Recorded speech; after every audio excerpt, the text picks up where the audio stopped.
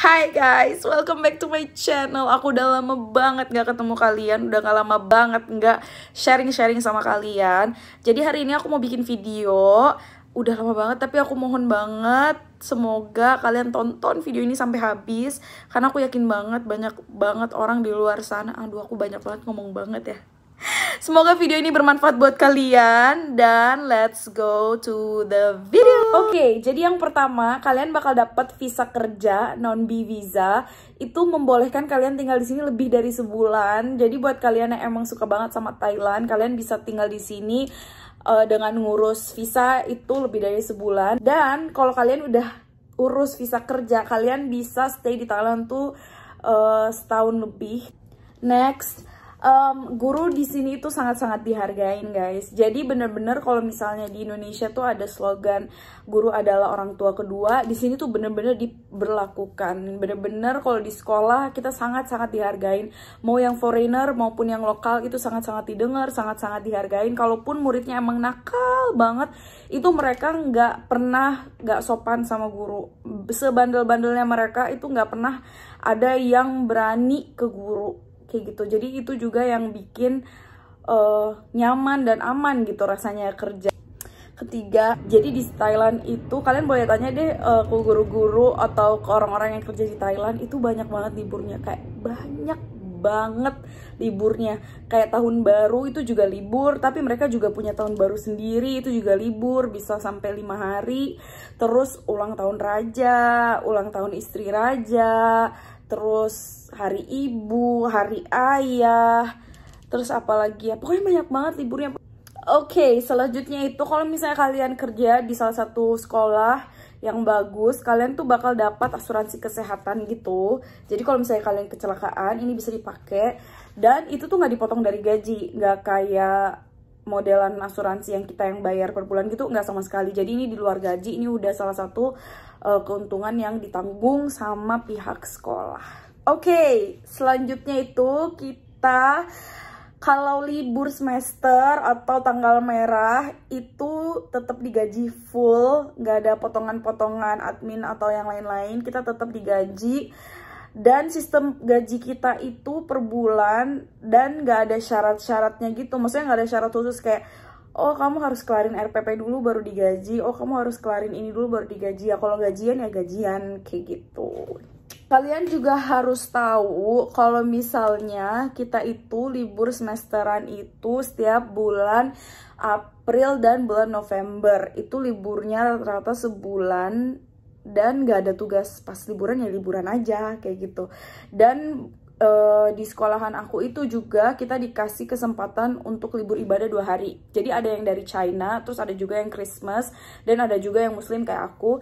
Itu kita dikasih kesempatan buat libur 2 hari. Jadi kalau misalnya aku bisa pakai 1 hari buat Lebaran Idul Adha, 1 hari buat Lebaran Idul Fitri buat dipakai sholat gitu. Jadi ya nggak apa-apa lah, karena aku juga nggak mungkin pulang. Jadi seringnya itu emang aku day off dan video call atau ke KBRI buat sholat dan video call sama orang tua aku. Di sekolahan aku yang sekarang juga itu enak banget. Jadi kalau misalnya kamu tengah hari pas lagi jadwal kerja ada kesibukan, kita tuh bisa kerja sama teman kita yang lain. Misalnya nih tiba-tiba aku harus ke dokter gigi, atau tiba-tiba aku ada kelas kuliah gitu yang bertabrakan sama jadwal ngajar aku. Aku tuh bisa minta tolong gitu sama teman aku yang lain, kayak boleh nggak kamu gantiin aku hari ini?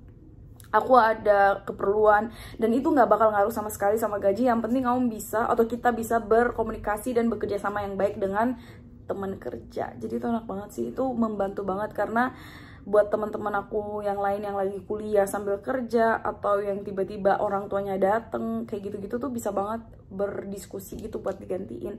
Tapi emang harus make sense sih, kayak misalnya harus urgent, kayak misalnya orang tua aku nggak ada yang jemput di bandara, orang tua aku baru pertama kali kesini, terus misalnya aku harus ke dentist, aku harus ke imigrasi, pokoknya yang urgent kayak gitu, itu boleh banget kita coba minta tolong ke teman buat gantiin. Selanjutnya itu favorit aku, jadi di sekolahan aku yang sekarang itu kita dapat lunch, tapi rata-rata emang sekolah di Thailand itu memprovide lunch buat guru-gurunya.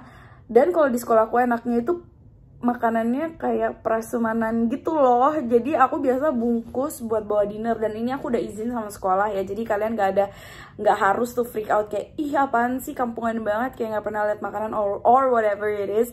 Tapi emang aku udah izin juga ke sekolah kalau aku mau bungkus gitu buat dinner. Jadi tuh aku hemat banget sih karena setiap hari kerja aku nggak harus pulang dan masak. Oke, next mulu ya. Jadi kalau misalnya kalian ngajarnya bagus dan wali kelas tersebut suka dengan cara kalian ngajar, atau ada salah satu orang tua murid yang suka dengan cara kalian ngajar, ada murid yang suka dengan kalian dan ngerasa kebantu banget sama kalian, kalian tuh boleh banget buka private class. Dan di sini tuh harga private classnya itu 600 baht per jam. Itu di Bangkok ya, aku nggak tahu di kota lain. 600 baht per jam itu berarti sekitar 300.000 per jam. Dan biasa kan les nggak cuma sejam ya, jadi you know. Dan itu tuh semakin banyak ya, of course uang tambahan juga semakin banyak kayak gitu kan. Dan di sekolah pun udah nge-provide, jadi ada juga kayak kelas tambahan yang udah diatur sama sekolah. Kita tinggal daftarin nama gitu buat ngisi.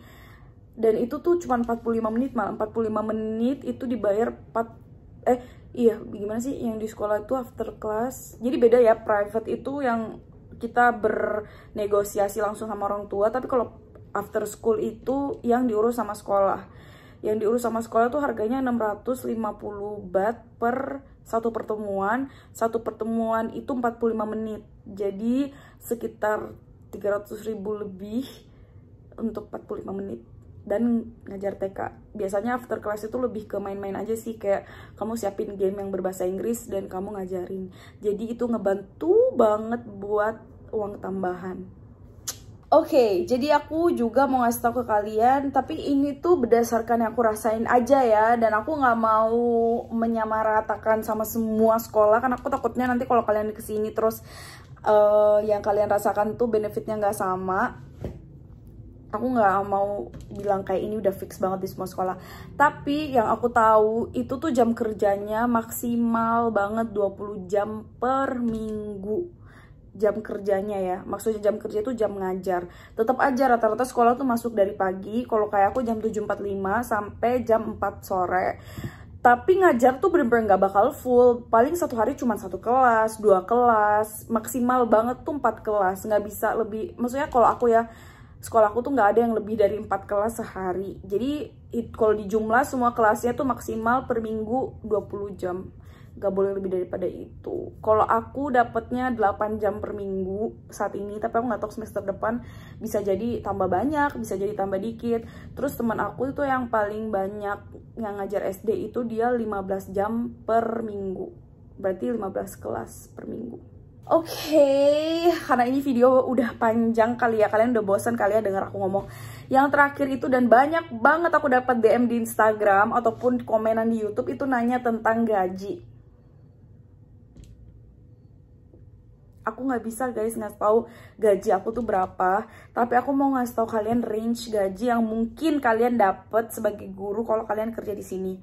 Range gajinya itu mulai dari 9 juta sampai 17 jutaan.